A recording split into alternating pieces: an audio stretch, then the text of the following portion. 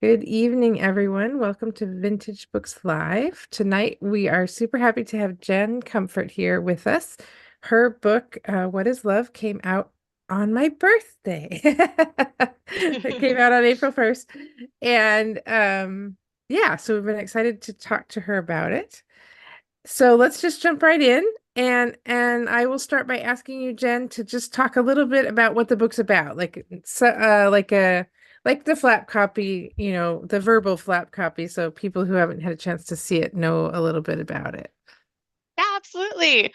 Well, first of all, hi everyone. I'm Jen Comfort. I write kind of like nerdy, sexy rom-coms. And What is Love is my third book. It is kind of my ode to all of the things that I love, but especially Jeopardy. So this is a Jeopardy-inspired rivals to lovers rom-com about two champions on this trivia game show called Answers, for copyright reasons. It's not called Jeopardy. But these two are like ranked at like second and third place as like the best players of all time. And they find out that they're getting invited to this ultimate champions tournament. And in order to defeat the number one ranked player of all time, Hercules McKnight, who's kind of a big bozo and he's just not a very nice person, he deserves to get taken down. So even though Maxine and Teddy are bitter rivals and they both have very, very competing play styles, and that Teddy is very like rigid and by the book, and he follows the categories from like the least amount to the highest amount of like dollar amounts. He just does everything like very like precisely. But Maxine is more chaotic, and she is my ADHD chaos sunshine heroine who loves to like gamble big. And because they're so different, at first their styles completely clash. But since they decide to team up to train for this tournament together, they find out that they have more in common than they originally thought, and sparks fly. Yay.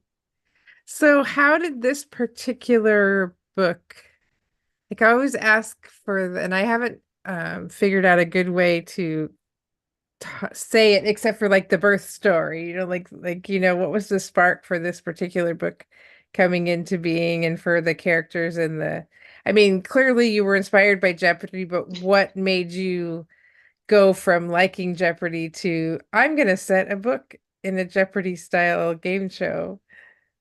Well, like you said, I am a really big Jeopardy fan. I watch it every night. I have ever since I was little. I started watching it with my mom. And, I never really thought about putting a romance novel in that world just because on the surface they seem like very separate things. You have a bunch of people who are very interested in trivia, and then you have romance, which seems like it would be separate. But there are actually a lot of overlaps. And one of the tropes that I really wanted to write was rivals to lovers or like enemies to lovers. Yeah. Yeah. But I think that's so hard to pull off in a contemporary because if you're really like enemies with someone in today's real life world, you definitely don't want to sleep with them. Like I can Yes. think on Yeah. like, Yeah. if you're like political enemies or something like that. It just gets too weird and gross. Yeah. Yeah. It seems I've actually seen people like kind of poke fun at that on like TikTok and Instagram of there's no such thing as a real enemies to lovers in contemporary fiction because of that. Like you're not, gonna be on two sides of a war or something like Yeah. that. I mean, I Nobody's think it has worried been about done that. well. If anyone has seen Crash Landing on You, which is like a K drama, they have this like North Korean soldier with this like South Korean heiress, and they like fall in love in completely unlikely circumstances. So it has been done, Yes, yeah. and And we I just, still love it, but yeah, it yeah, is a little bit different animal than like a fantasy or a historical romance or whatever.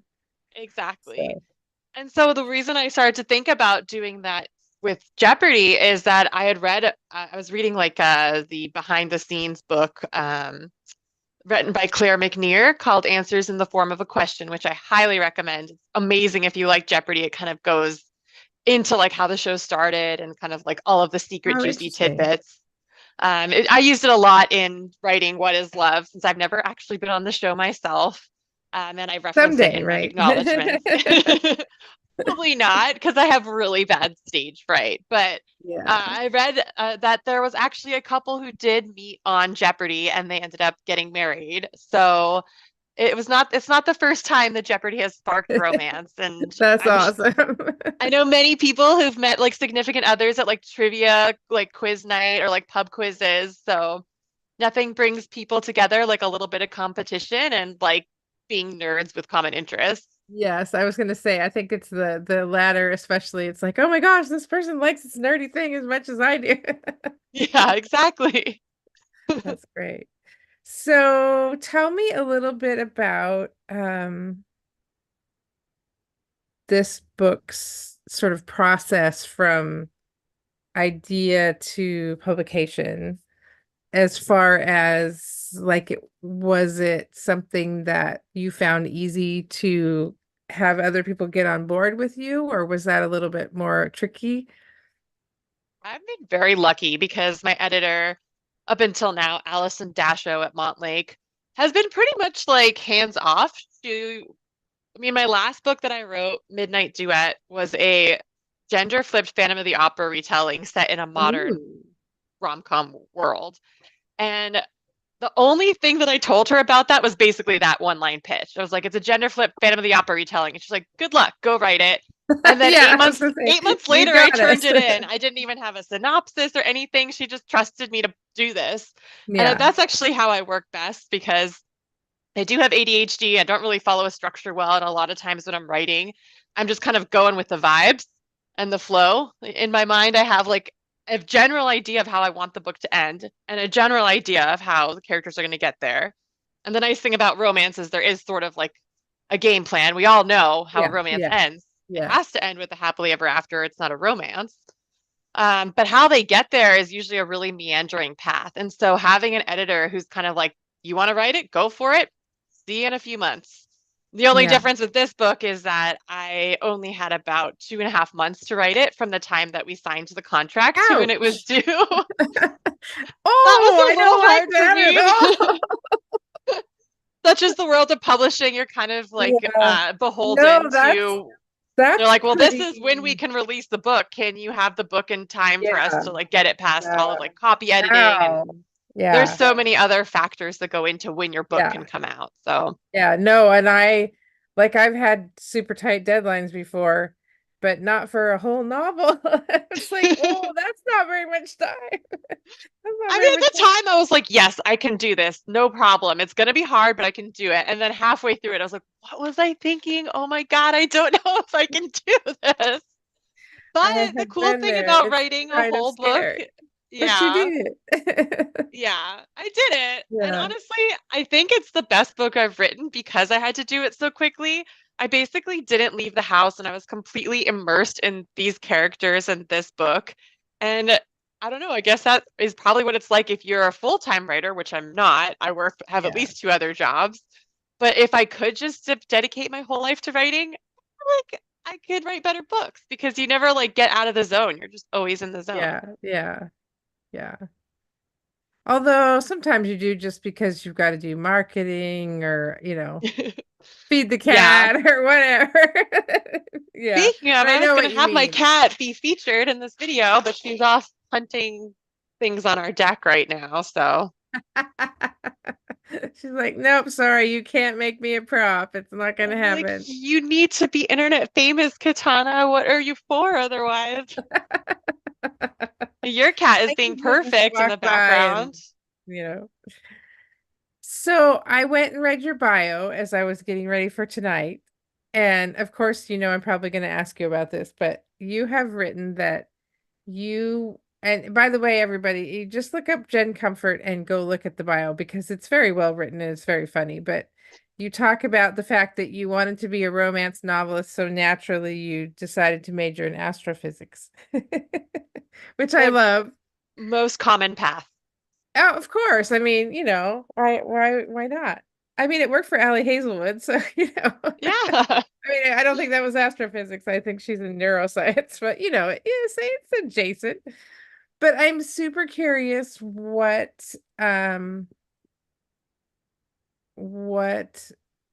what did you love about astrophysics? Like you didn't end up staying in that major, but something must have caught your attention and got you there in the first place. And so I'm really just dying of curiosity to know, like, what did you love about it? What was like, oh my gosh, this is really cool.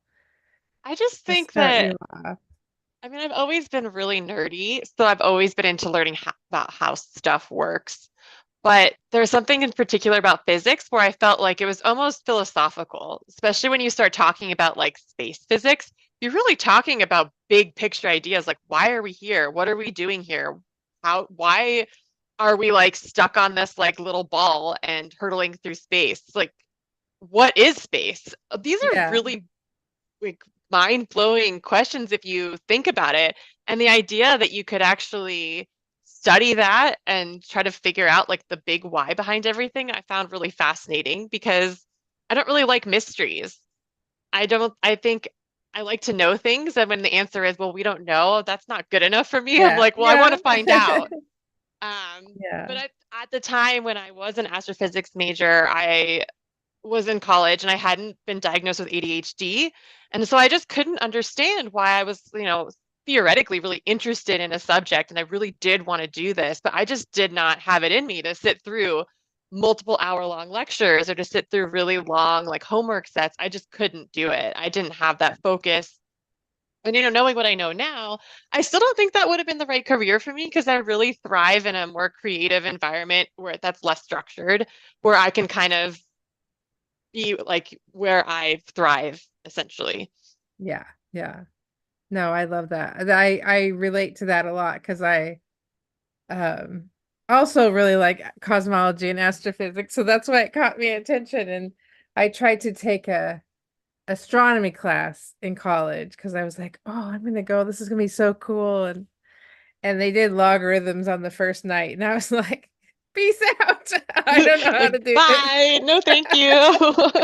I flunked this part in high school. I don't think this is gonna work out for me, but it interests me just because I think that there's some level of curiosity about the world that you have as a writer, no matter what you're writing about, and no matter if you're writing fiction or nonfiction, like it's present. And the same thing that gets you to a degree like that is the same curiosity. It just, yeah, maybe it works and maybe it doesn't. But I just thought that was interesting that you started out there, but you ended up in hospitality. And I'm Yeah, I think curious. Yeah, it's go just ahead. more like exciting. There's always Yeah, something going yeah, on. You're always putting out fires. And I was yeah, good at it. And it felt really good to be good at something for the first time in my life. So yeah, yeah. No, I think it's interesting the like paths that we take and what we figure out actually does work for us. And but you did that for quite a while in the big city, which is very cool. yeah, I'm I mean, I I'm still work in hospitality. I no longer manage restaurants. I'm a server now because it's more flexible time-wise. When I was managing restaurants, I was working anywhere from yeah, 60 to 80 hours a week, and I yeah. don't really know what like time off was. It was pretty all-consuming, very stressful. A really cool experience for when I was in my 20s, but as soon as I crossed that 30 mark, it's like I don't have the energy for this anymore. I don't want to. I just, and I'd always still wanted to be a writer, but I knew that I couldn't balance both those things. So I Yeah, went yeah. to part-time serving, which pays the bills, and then I get to do writing, which doesn't pay the bills, Yeah, but exactly. it's the career of my passion. So Yeah.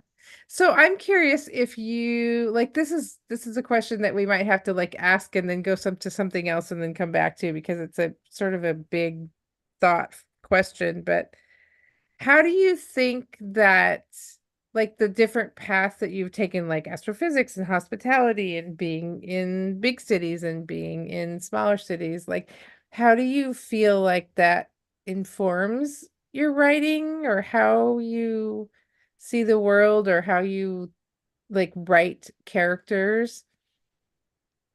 yeah, I mean, that's a really great question because really most authors, I think, write from experience. So I've gotten to see so much being in the big, spending time in New York and then moving back home to Portland.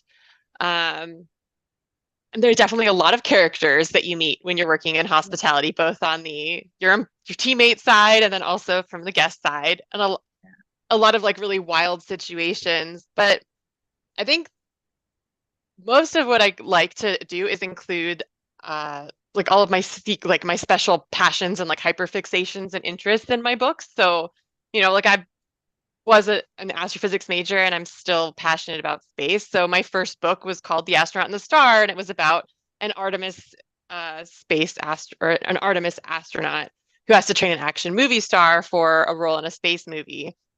So really, I just got to do everything that I loved without having to do the math. I get to read Yeah. about space science. I get to write Yay! about it. Yeah. And then having spent time in New York, I got to write about a Broadway star in Midnight Duet. So, and then of course, What is Love actually takes place half in Princeton, New Jersey, because Maxine is from Brooklyn, but Teddy is from their teachers at Princeton.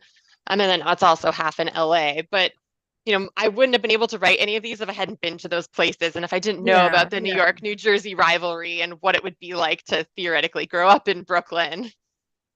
yeah, yeah.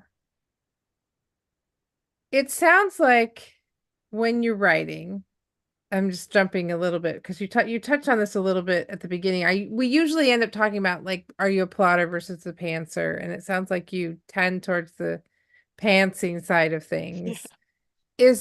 How does that work out for you in the end, as far as you've got your first manuscript that you've like either written in 2 months or however many months, but do you then go back and just edit like as you go again, or do you sit down with the completed manuscript and kind of go, oh, okay, so here's what I've got.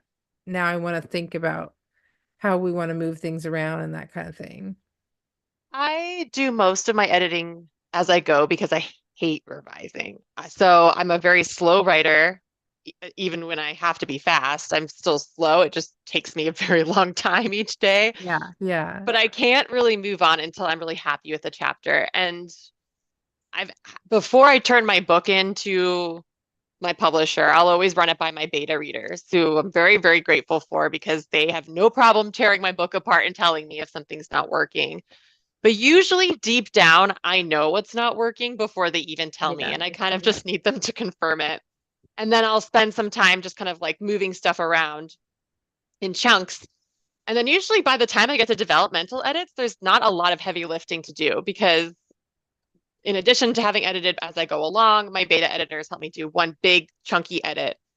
yeah, I yeah, will say with my second book, I had to write about 80% of it, rewrite about 80% of it in the last month because I had a vision for where I was going with this book, but I didn't know how to start it. And so I wrote the first 5 chapters about 4 different times, and they all mm, would have taken the book in a different direction. And so by the time I decided where I wanted the book to go, I had already written the rest of the book, so I had to go back and basically retcon everything. I yeah, don't yeah. recommend doing that.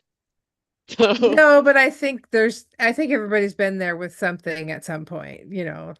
So I yeah. think it's fairly normal for that to happen on at least one book. But yeah, that's rough because you're like, dang, I already did that. Yeah.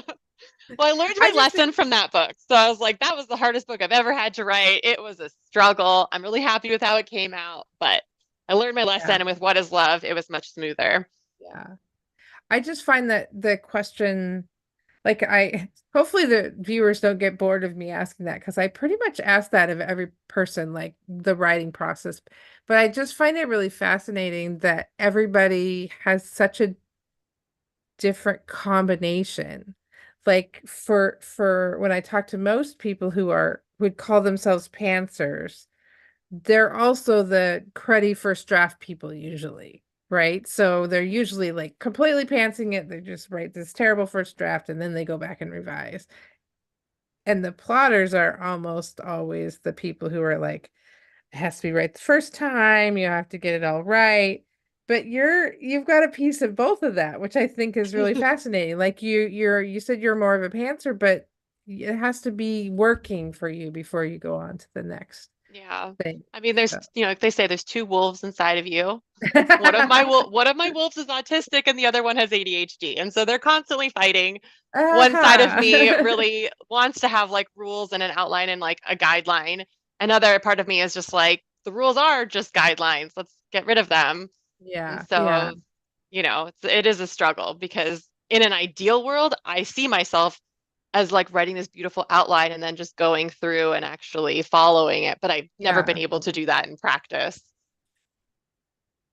yeah. I can relate to that. It's like, oh yeah. Usually I write the beautiful outline, and then it's like, yeah, that was nice, and then Yeah. go off and do whatever I was gonna do. But I had to get the outline ahead of time. Well, I'm It, gonna you have know, to the do that for outline my has to next be book. there. For security reasons, the outline has to be there, but that doesn't mean I'm actually gonna follow Yeah. it. So, I do have to do that for the next book though, because my editor actually left my publisher. And so I'm, have to get a new contract, which means I actually have to be humble and write an outline and propose it and say, please pay me to do this thing that I'm outlining that yeah. I'm definitely going to stick to. I promise. Well, I think in writing, that isn't always the expectation. So I had more than one editor say, just write an outline. It's okay if you don't stick to it exactly. We just kind of need to know what's in your head. I'm like, okay. Yeah. I think there's But I like promise you, it's I'm an not gonna do unspoken, like we know you're not actually going to follow this, but just give us that line yeah. anyway. Oh, that's funny. So so you are working on a new project, but it sounds like you're not in those, it's not at the place where you can talk about it yet. Do you have projects at all that are at a place where you can talk about them? No, actually, after I wrote What is Love, I took about 8 or 9 months off of writing completely. That's nice. And part of it, I was just a little bit burned out with, having put Yeah. out an entire book in 3 months, and I just needed to Yes, break. that yes. So there was that. And also, I've just been working a lot in my day job. I had met my current partner. And so I was like really excited to, have a life that didn't involve working all the time. I actually Yeah. stepped back from working super hard and just tried to get out and explore more and to live my life. So that was a really good period of like personal enlightenment for me. But then starting in the fall, I started getting back into it again and working on different projects. So I have several that I want to work on, and I'm just kind of still in the process of putting together my proposal Yeah. package for publishers. Figure But out which one will be next for sure. And yeah, there's definitely a lot of like it's very, very anxiety inducing for an author, I think, to yeah. not be writing because you feel like you should. Everyone's always like, what are you working Yeah. on? What What are are you you working on? working What's on? coming Yeah. next? And like, Yeah. Yeah. I don't know. I felt like I was doing something wrong by not writing. And now I Yeah. realize my brain just needed a break. I've been writing books for basically 7 years, only three of which got published. And I didn't have any more creativity left. I didn't have any Yeah. ideas. So I think that happens to all of us, and I don't think there's any shame in taking some time off. Yeah. I 100% agree. And I think anytime you push a deadline like that so fast, um, you need to do that because it's like your all your creative energy is just like dried up and out the window. It's just like, nope, sorry. And then if you try to push it, then whatever you come up with is just like, oh, this is not working, and this is not working, and this is not working. Yeah.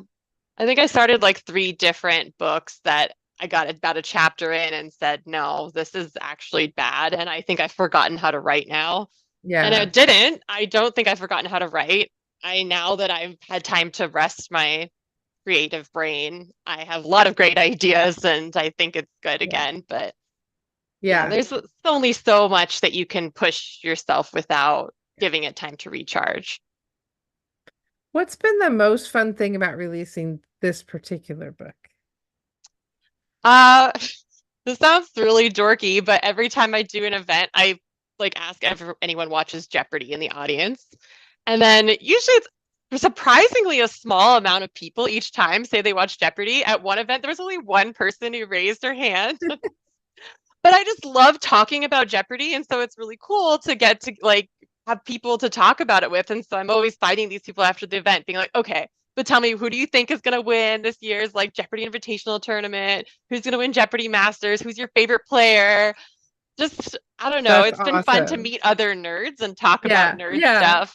So if you're watching, or if you're watching this later, you have to tell us in the comments if you watch Jeopardy and like a favorite Jeopardy moment. I don't watch it a lot, but I do enjoy it when I do watch it. I love trivia. My we had the original Trivial Pursuit game when we were kids. And my we used to play with my dad, and he was always the one that would beat everybody, but we liked playing. Yay, kitty. Yeah. This is Katana. She's finally graced us with her presence. Oh, yay, treats. She's Yeah. like, okay, yeah, that was good. I'm done now. Well, actually, I have my second desk chair right next to my own desk. That's her Oh, chair. there you So she keeps go. me company as my coworker while I'm That's working usually. awesome. The little one that's sleeping in the background here. He gets mad. He wants me to hold him, and he Oh. gets very upset and cries if I when I'm trying to work. He's like, "Hold me now. Let's go. Hold me." So it's kind of like when I had a new baby. It's the same idea. You're kind of holding this cat on your chest and you're Yeah. trying to type. Yeah, I do remember that. My old cat, Leo, was like that. But Katana is new. She's not new. She's gonna be 3 years old, but she's still a baby kind of, and she's Yeah, still pretty squirrely and doesn't love to be held. So, but she yeah, does yeah. just like to be near me. She's very pretty. Yes, And you have a dog too. I do. Tyga's right here. Tyga, you want some treats? Here. Tyga, come be a star. Tyga, come. Here she is. Yeah, I Here. see the cat too. Like, wait a minute, are we getting more treats? Let's go. Up, up. Jump up. Good girl. Nice. There we go. Now, I Finally. can't They've earned their keep. remember. Are there pets in the What is Love book? I can't remember. There is an orange or a ginger cat. And then Maxine also has a snake, a pet snake named Oh, Cleopatra. yeah. And Oh, then that in was Midnight Duet, Erica has two pet rats named Jean and Javert, because of course she's a musical fan and she was in Les yes. Mis. Yeah. So Oh, there that's were no wonderful. pets, no pets in the Astronaut and the Star unless you count the rogue desert scorpion. Oh, well, yes. And I love that you have pets in your books that aren't just dogs and cats. That's very fun. Yeah. Well, just because I feel like they kind of get overdone. And so I like to show that all pets are valid pets. Yay. So one last well, a couple last questions. What I'm trying to steer it so that it's not necessarily like I'm not trying to tease out like anything you're actually working on. So like crazy premise that you'd love to write about someday that you're not actively working on so that you're not giving anything away about projects that you're actually trying to do proposals for. Well, one project that I keep getting turned down to write, which I still would like to do someday, but it can't because it's politically fraught, is I really, in The Astronaut and the Star, Reggie has a best friend named Katya, and she's a cosmonaut. And I loved her character, but the day that I actually submitted the proposal for her book to my publisher was like a week before Russia invaded Ukraine. And so Aha. at that point, they came back and said, we just don't think that having a Russian heroine of your romance novel is a good look right now. So maybe let's wait on this one. And I think it's still not a good look. And I really Yeah. wish that Russia would just like chill the F out so I could publish Yeah. this amazing book. But in the meantime, it's Which basically is like a really too Hunt for Red bad because October situation because I loved Hunt for Red October I love growing that. up. It's so good. And so I was like, but she's defecting and she's, taking like a Yeah. spaceship, like a prototype of a spaceship with her instead of a submarine. Wow. But that is That's too a bad bonkers actually because idea. I feel like we did not write about Russia when the Cold War was going on. So Oh, like why would we? well, you Yeah. couldn't get Anyway. canceled on the internet in the 80s. Yeah, that's true. And honestly, it's too bad too, just because like it's not the Russian people perpetrating any of this I garbage. know. So it's too bad And that like I actually had a really great like one of the subplots was about rescuing a baby polar bear, and I spent some time in touch with the zookeepers at the Oregon Zoo who managed Nora and Amelia Gray, the two polar bears there. yeah. And the head zookeeper there, or the head polar bear zookeeper, well, is no longer there, but she put me in touch with a Russian zookeeper for the polar bear exhibit in Moscow. So we were like I was talking with like polar bear keepers basically from like both Yeah. countries. And I'm like, this is how, like what the true bonding thing amongst Yeah. all people is like when you just care about science, when you care about animals, like that's like transcends Yeah. Yeah. politics. Yeah. The same thing with Yeah. space, Katya and Reggie were friends, even though, Russia and the US are not Yeah. friends. On the And International Space honestly, Station, like it's a I different was gonna ball say game. the International Space Station is still a thing. So, it's like that's like the one area that we've been able to That and polar maintain bear conservation. We over still all work these with decades. Russia on polar bear conservation. We have really great Yeah. relationships with their scientists and teams. Yeah. Yeah. But I get why the publishing houses are a little gun shy, but it is I do find that interesting just from a historical perspective because those because science is the one area that we've been able to be like we can still like each other and do things together over here, even though we Yeah, don't like each other over here. it's just a bunch of nerds hanging out doing science, Exactly. That Exactly. transcends everything. That's universal. Exactly. But I think it's interesting, and of course we won't like go down this road too far, but I do think it's interesting how like that in a way that I remember that being celebrated. Um, like the International Space Station is not as big of a deal as it was, but it's always been a pretty big deal and the whole space race and everything. And so it's interesting to me like that we've grown into a space where publishing would be a little worried about doing that instead of like celebrating the fact that we do have these connections still, Yeah. in the age of everybody kind of getting freaked out about everything. I get it. I totally get it, but it's kind of a makes me a little sad too that we can't just say, Yeah. "Hey, look, we're still connected on these certain things." But well, hopefully someday you'll be able to still write it because it sounds very cool. Yeah, I hope so too. It was pretty bonkers and fun. And, I hope that I'm able to write it for good reasons. Yeah, yeah, exactly. Can you finish up by telling me or telling all of us about a particular book that you've enjoyed recently? Does any genre, like you mentioned the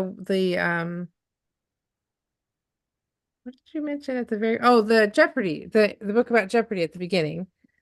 Um, but if you've got others that you have read recently that you recommend, I always like to ask people if they have books that they recommend.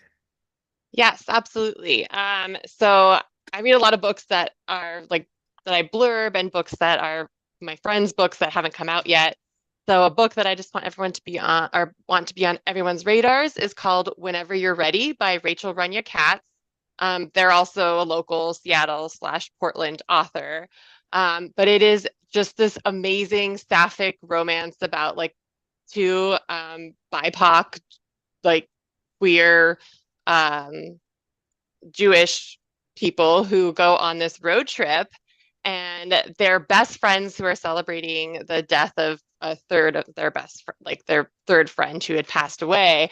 And they go on this road trip to both kind of get in touch with their ancestry and like kind of close off some like emotions from their friends passing. So it's like a very angsty romance, but it's also very funny and it is very sexy. And it's just like, it gives you all of the emotions and all of the feels. And right now, St. Martin's Press is like they're doing like a press boycott because they refused to condemn an employee who had said some pretty hateful stuff about about Palestinians.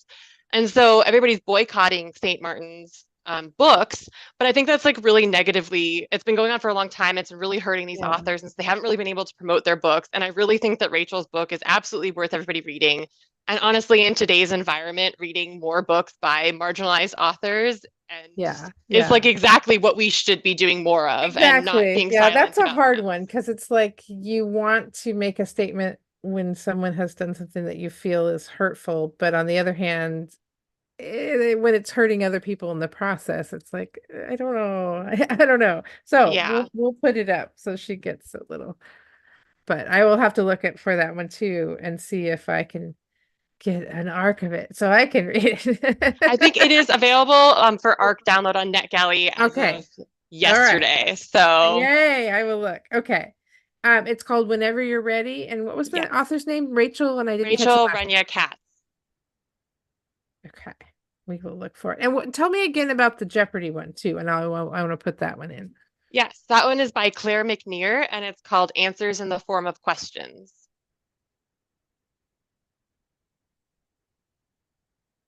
Yay. Thank you so much.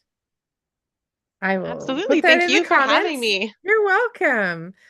Just to let everybody know, a couple of upcoming things. Independent Bookstore is day is Saturday, and we're super excited because we get to do all these fun things. Libro FM has given us one of their golden tickets a la Charlie and the Chocolate Factory that we get to hide in the store, and the person that finds it gets 12 free audiobooks, which is very cool.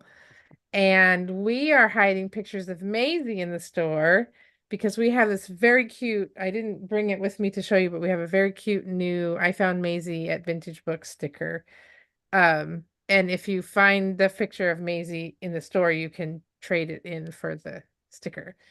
Um, and then I can't remember which publisher. I apologize to the publisher because I should mention them too, but we got a packet with the you remember Gold Bug from Richard Scarry. We got a packet of little cardboard cardstock gold bugs that we get to also hide around the store. So there's going to be stuff hidden all over the store on Saturday. And if you find a gold bug sticker, you also get, or a card cut out, you also get a sheet of stickers and get entered in a drawing. So we're just going to have a free for all on finding stuff in the store. So hopefully the store won't be too messed up by the end of the day, people looking for stuff. But we're really excited about it. It should be very fun. If you are not in the area and you're watching this video, seek out another indie bookstore on Saturday and join the celebration somewhere wherever you are. And then we've got Vintage Books Live next week with Curtis Chen. His second book in the Kangaroo series is going to be coming out, I think, the same day on the 30th. So we get to talk to him about that, which I've been looking forward to for a really long time. So that'll be fun. Thank you again, Jen. I really appreciate it. It was very fun to talk to you. Absolutely. Thanks so much for having me. This was awesome.